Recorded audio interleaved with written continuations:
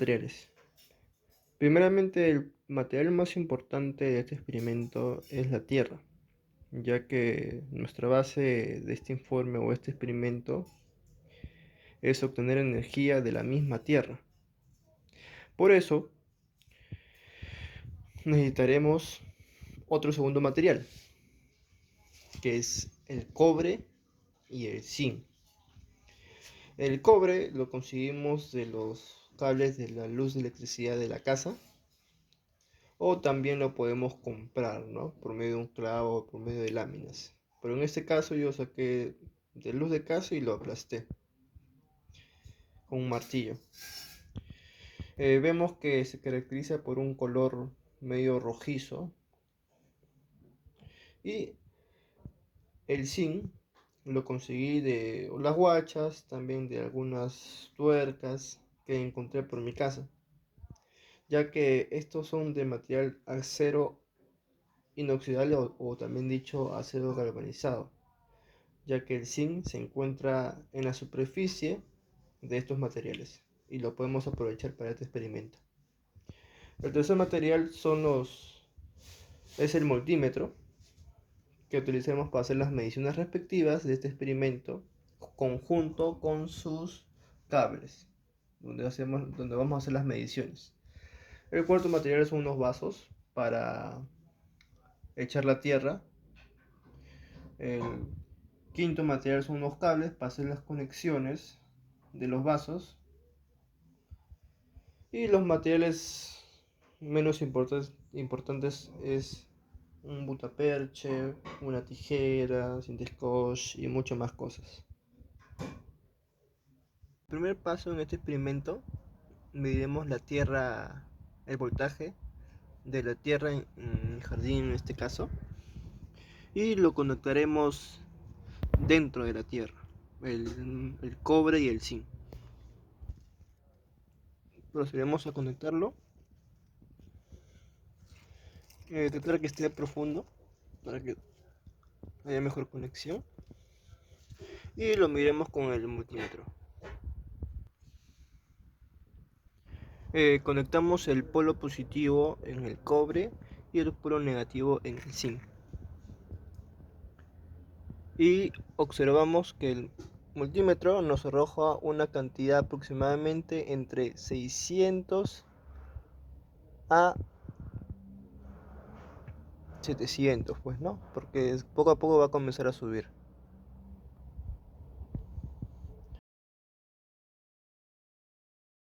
Ya, ahora en este caso, en este segundo paso, procederemos a trasladar el jardín en un vaso, o sea, extraer la tierra, una pequeña porción, y echarlo en el vaso.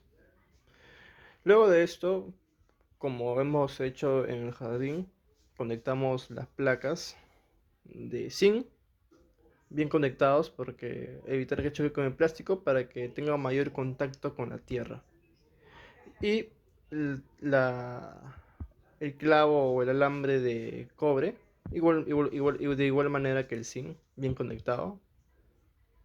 Y lo conectamos sus bornes, el positivo lo conectamos con el cobre, igual que en el anterior caso, y el negativo lo colocamos con el zinc. Es, el voltaje va a variar porque como hay un poco de tierra que se ha ensuciado, a veces hay un poquito de mala conexión. Y también por los movimientos. Ahora procedemos a hacer la medición. Vamos a cambiarlo.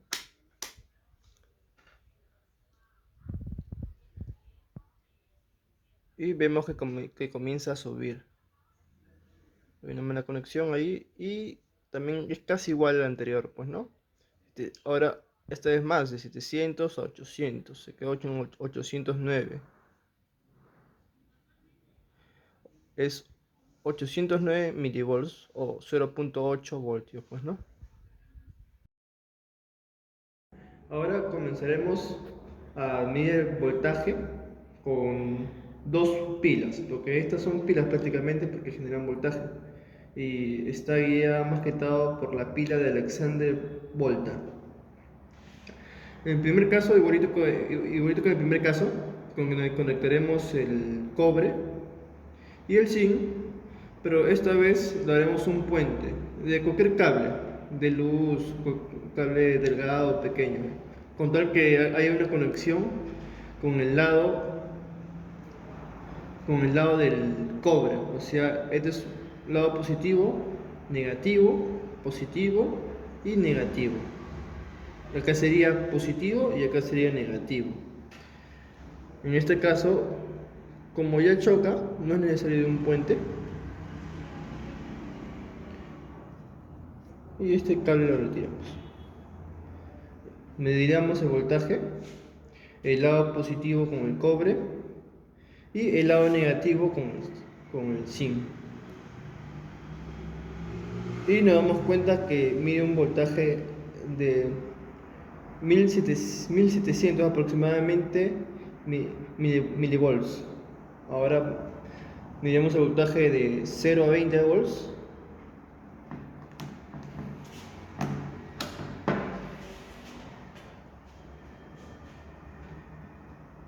Y nos damos cuenta que su voltaje es de 1,7 aproximadamente volts. Una buena conexión. Ahí está. 1,78 volts.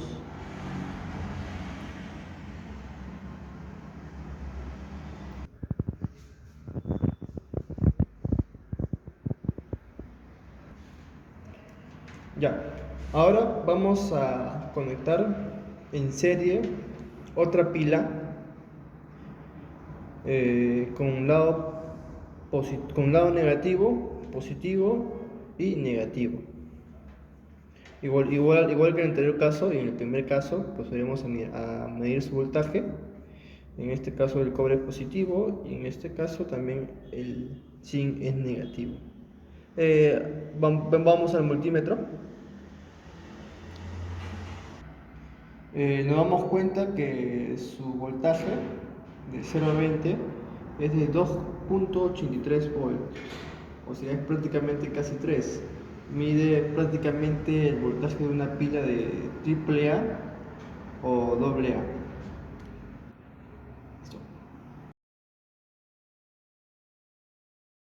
Ahora veremos su explicación.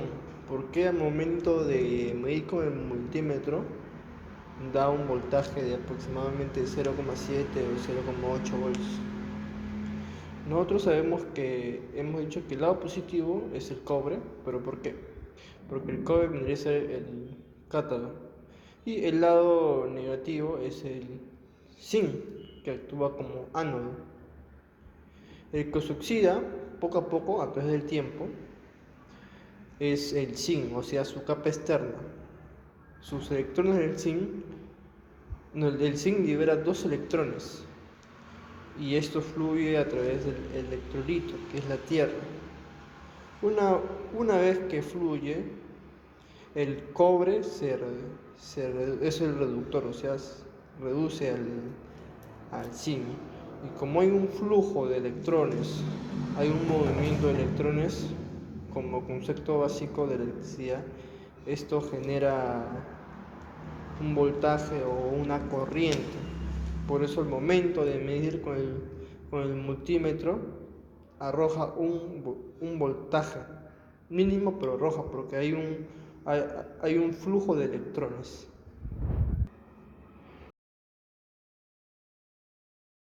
Ya, y esto pasaría igualito con la primera pila, la segunda pila, la tercera pila y la cuarta pila. En cada pila, por ejemplo, en cada pila mide 0,7 volts, 0,8 volts aproximadamente. 0,8 por 3, lo que hemos medido anteriormente, ¿cuánto es? Es 2,4 voltios. Es muy parecida a la medición de las 3 pilas que se leyeron en el multímetro. Esta pila, muy aparte, ayuda en gran manera a la contaminación, porque prácticamente genera energía de la misma naturaleza, del mismo suelo, y prácticamente La tierra abunda en todo lugar. En caso de una emergencia lo podríamos utilizar para generar luz o para generar corriente, pues no. Y muy aparte, las pilas convencionales o los otros generadores de energía son muy contaminantes para el medio ambiente y para la salud humana, ya que estas generan residuos que son tóxicas para nosotros. Para ver que realmente funciona, colocaremos un cable blanco verde en el lado positivo, o sea en el cobre, y un cable verde, que vendría a ser negativo, en el lado negativo del zinc. O sea, positivo y negativo.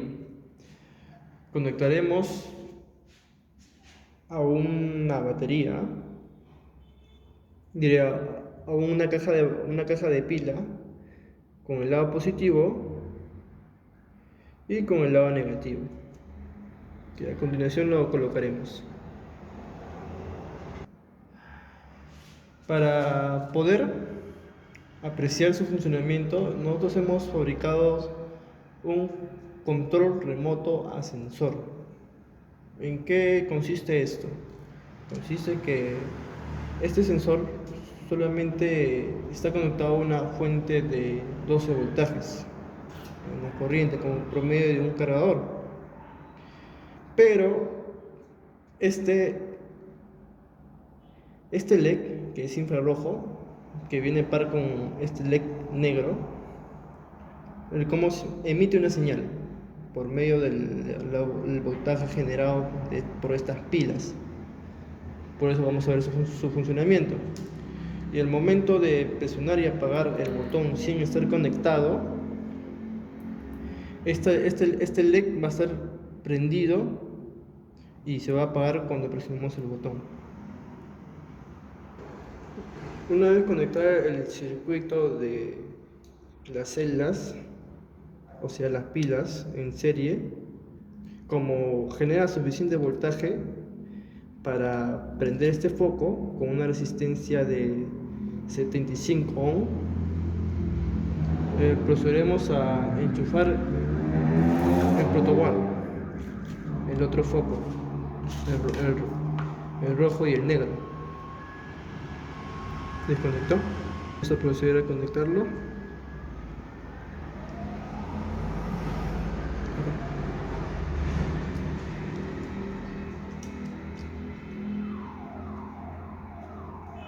Y ya está ya.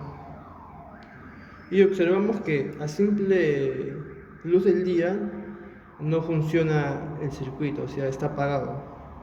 Pero con un poco de sombra el circuito funciona. Y ahora, lo que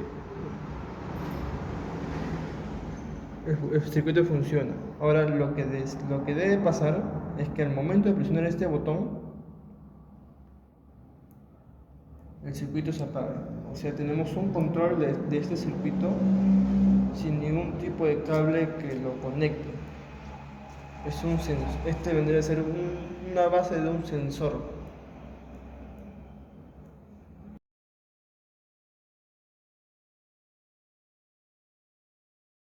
Ya, ahora daremos una breve explicación del control de sensor de infrarrojo, tal y como dice el título, de infrarrojo. ¿Por qué? Porque utiliza dos luces LED. Esos son sus principales componentes. Uno, un LED infrarrojo es el emisor, que viene a ser el transparente, y el otro es el receptor, que está pintado de negro, para reconocerlo. Pero, ¿cuál es su función del emisor? Su función es transmitir información desde ese LED emisor hasta el receptor. Este diodo LED, más que todo el emisor, es diferente y especial a otros diodos LED que emiten luz. Este emite también, pero no luz visible, sino una onda que no se ve, una onda infrarroja, que no está en el espectro de la visión humana. Entonces el emisor emite ondas no visibles, ondas infrarrojas. Y estas ondas tienen una información, una codificación, según la longitud de la onda no visible. Y estas son dirigidas hacia el receptor. Y el receptor se encarga de codificar, de interpretar esa onda por medio de los circuitos que hemos instalado en el Si bien el emisor está conectado a una resistencia de 75 y un botón en serie de hecho con la fuente de voltaje, todo este circuito del emisor solamente tiene la función de apagar y prender el LED emisor. Claro, se le puede dar más funciones para que varíe su onda del foco LED y así el receptor también varía su funcionamiento. O sea, hay diversas aplicaciones con este circuito. Ahora nos enfocaremos en el receptor. En el receptor, si bien hemos notado que cuando hay demasiada luz o está expuesta la luz, esta se apaga. Y cuando hay una sombra, esta se prende. Es decir, también el emisor trabaja con una cierta cantidad de ondas, ¿no? Para que pueda suceder lo que se observa. En conclusión, sus aplicaciones de este circuito son muy variados. Desde se puede ser desde seguridad, de alarma, desde variación de sonido y muchas más aplicaciones más.